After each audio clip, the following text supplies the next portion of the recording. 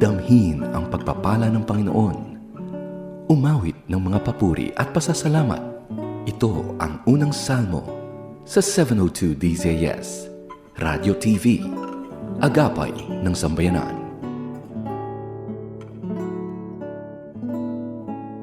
Kaagapay, sanay ka ba sa mabilis like fast internet, instant delivery, and quick results? Aminin mo, may pagkakataon na kapag mabagal ang process, naiirita ka. Kapag delayed ang sagot, naiinip ka. Kapag hindi nangyayari agad ang gusto mo, napapaisip ka ng, Lord, where are you? Alam mo, medyo ganun ako sa totoo lang. Like naalala ko last time, ang haba ng pila sa grocery. Talaga namang inip na inip ako.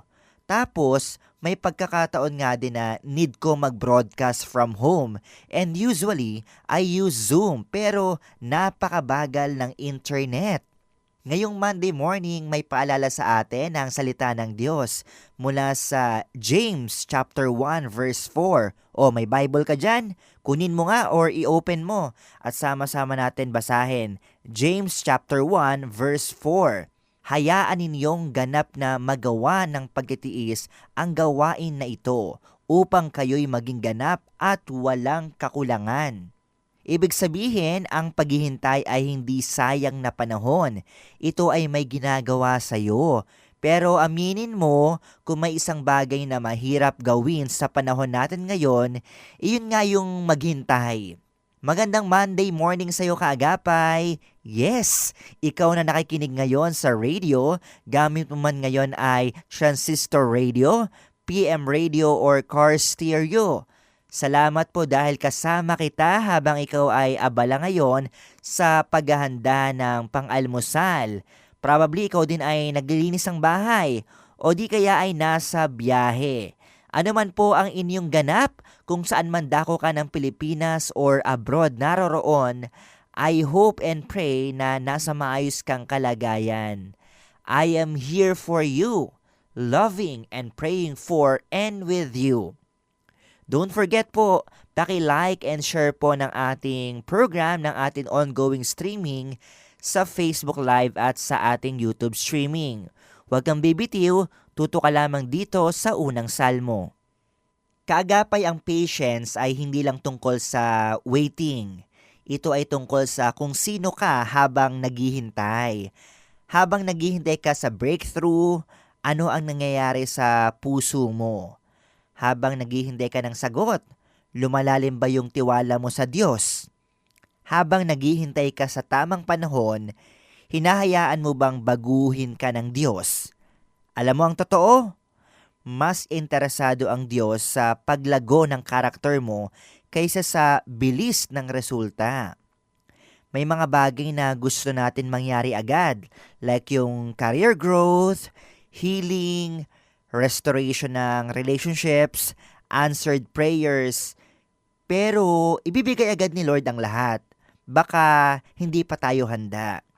At dito pumapasok yung halaga ng patience o yung pasensya. 'Di ba? Akala mo biskwit lang yun, no? Pero patience, character kasi siya. May isang quote na nagsasabing, God's delays are not God's denials. God's delays are not God's denials. Kapag hindi pa dumarating, hindi ibig sabihin na hindi ibibigay. Baka hinahanda ka pa ni Lord. This time, I just want you to focus on the Lord and feel His presence. Tara, pray tayo. Our Heavenly Father, maraming salamat po because you are our God. Salamat po dahil ikaw ang Diyos na may perfect timing. Lord, sa mga sandaling kami po ay naiinip at probably napapagod po sa paghihintay, help us na magtiwala po sa dakila mong plano para sa amin.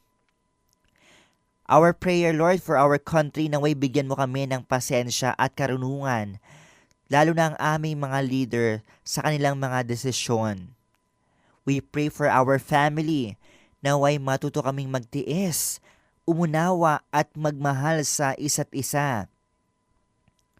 At maging po sa aming sarili, Panginoon, bigyan mo kami ng lakas na magpatuloy at magtiwala po sa proseso na nais mong ilaan para sa amin. Lord, this is our prayer for this day at nawa bigyan mo kami ng kalakasan, ng karunungan, ng pusong handang magtiwala. And of course, Lord, we ask for the blessings and for the grace. This is our prayer in Jesus' name. Amen. Kaagapay, baka nasa season ka ngayon ng paghihintay.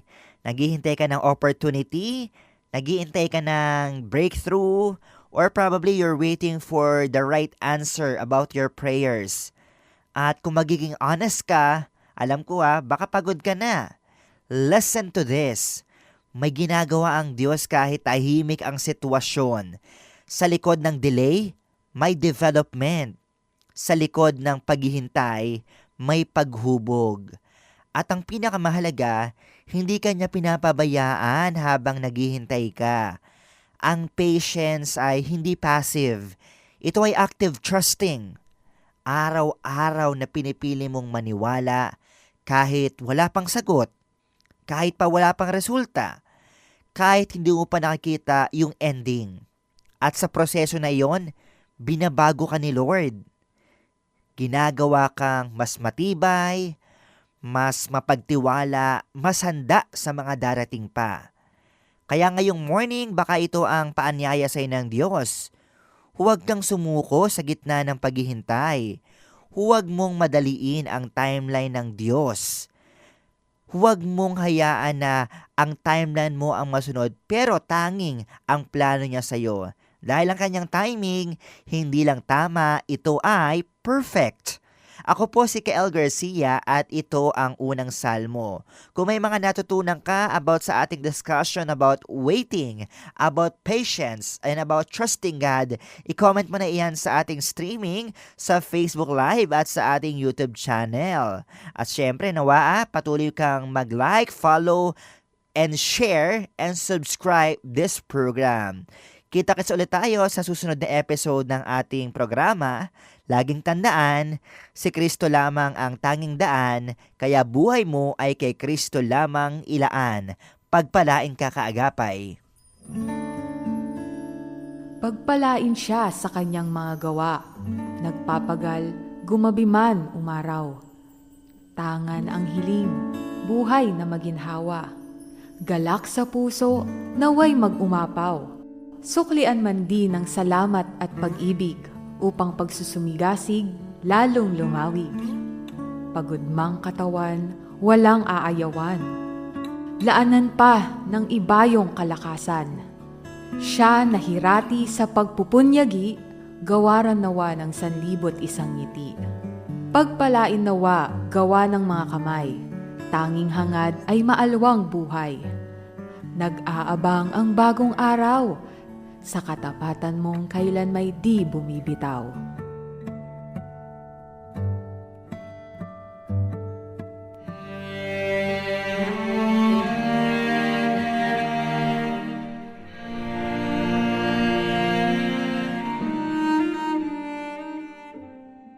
Panginoon, maraming salamat po sa panibagong araw, panibagong buhay, panibagong pag-asa.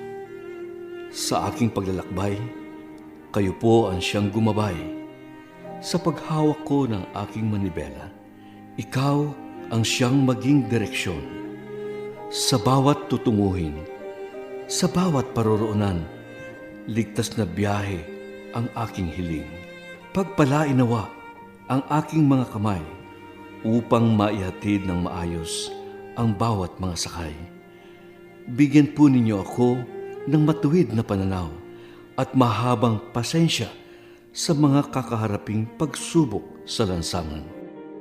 Paghariin po ninyo ang pusong mapagpakumbaba at malawak na pangunawa sa kapwa.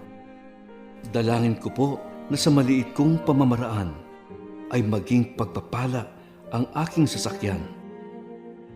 Sa inyong mga kamay, isinasalang-alang ko ang kaligtasan ng aking patutunguhan. Sa pangalan ni Jesus, Amen.